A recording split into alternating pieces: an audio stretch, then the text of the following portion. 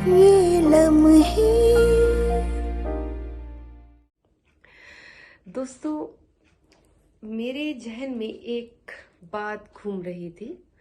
जहन दरअसल हमारे एक कंप्यूटर ही है, जिसके हार्ड डिस्क में हमारी प्यारी प्यारी यादें संजोती भरती जाती हैं या संजोती रहती हैं। और जब हम इसको कभी रिसाइकिल करते हैं या री स्टार्ट करते हैं तो हमारी वो यादें एक बार फिर से ताज़ा हो जाती हैं। दोस्तों, ऐसी ही एक लम्हे के बारे में मैं आपसे आज बात करती हूँ, जो किसी और की नहीं, मेरी ही है। मेरा बेटा जब 7-8 साल का हुआ तो वो जब बच्चे में चेंज आता है, थोड़ा सा बड़ा होता है, तो उनके व्यवहार में भी कुछ चेंज आता है। और वो जैसे ही 7-8 साल का जब बच्चे होते हैं तो कई वो बहुत शरारती, उद्दंड और इस तरीके के हो जाते हैं। मेरे बेटे की एक आदत जो मुझे बहुत परेशान करने लगी थी, वो थी उसकी जिद। वो इतनी जिद करता था कि किसी भी चीज़ की अगर जिद हो गई तो वो मेरे को बिल्कुल डिस्टर्ब कर देता था बात मनवाने के लिए।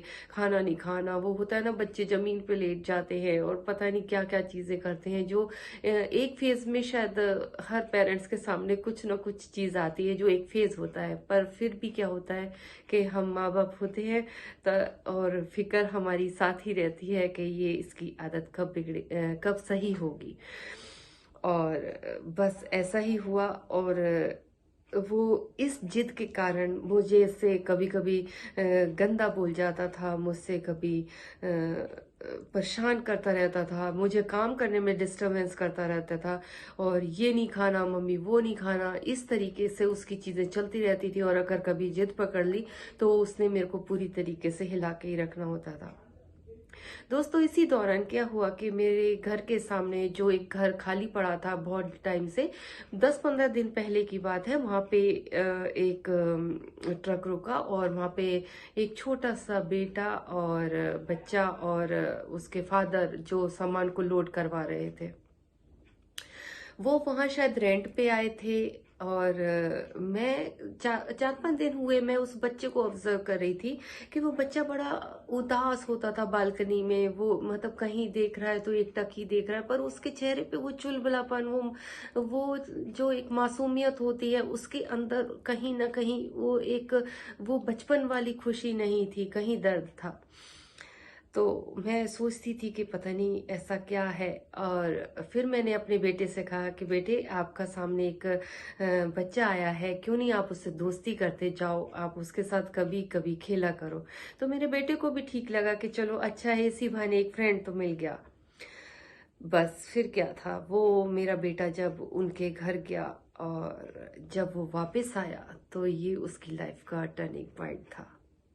अब आप कहेंगे दोस्तों ये कैसे, मैं बताती हूँ। जैसे ही वो उसके घर से आया तो मेरा बेटा मेरे से लग के, मेरे पैरों से लग के रोने लग गया।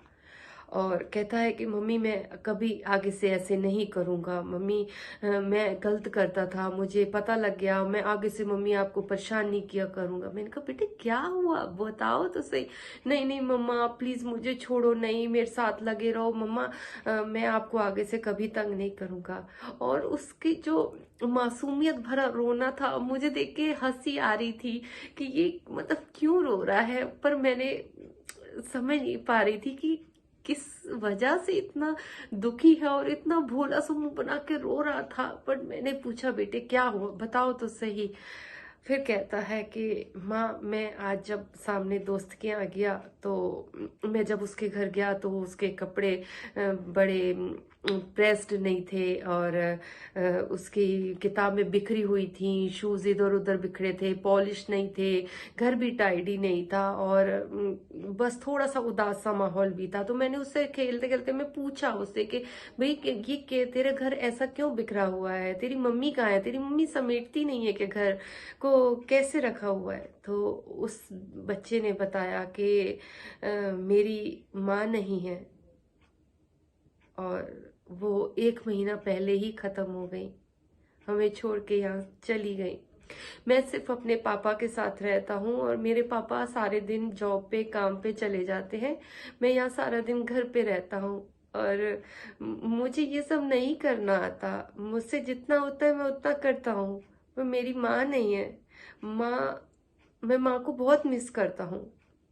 उसकी ये बात सुन के, मेरे बेटे के मुंह से ये बात सुन के मैं भी एकदम शॉक्ड सी रह गई, एकदम स्तब्ध सी रह गई। और वो मेरा बेटा और मुझसे लग के रो रहा था कि मम्मा मैं आज के बाद आपके साथ ऐसे नहीं बोलूंगा, मम्मी मैं गंदा भी नहीं बोलूंगा, मैं ऐसे जिद नहीं किया करूंगा, मम्मी आपको परेशान भी नहीं किया करूंगा, आप जो कहोगे ना मैं वो बात भी माना करूंगा। फिर मैंने अपने बेटे से कहा कि बेटे कोई बात नहीं। और मतलब बच्चे कितनी कच्ची मिट्टी की तरह होते हैं, उनको जैसे आप ढालना चाहते हैं वो उस रूप में ढल जाते हैं। और जब उसने ये बात कही तो मेरे दिल को भी कहीं ना कहीं छू गई। फिर मैंने बेटे को पकड़ा, उससे प्यार किया और उससे बोला बेटे देखो, आज आज आप अपने नए फ्रेंड के यहाँ गए हो ना, आपका एक फ्रेंड बना है। अब आगे से ये आप अपने फ्रेंड के साथ खेलो, उठो और अच्छी अच्छी बातें करो, बट अब आगे से मैं तुम्हारे साथ साथ उस बच्चे के लिए भी उसके मनपसंद की चीजें बनाऊंगी। अब तुम दोनों के मनपसंद की चीजें मैं बनाया करूंगी। उसको जो भी जरूरत चाहिए, उसको पढ़ाई के लिए जो मदद चाहिए, जैसी भी मदद चाहिए मैं करूंगी बेटे।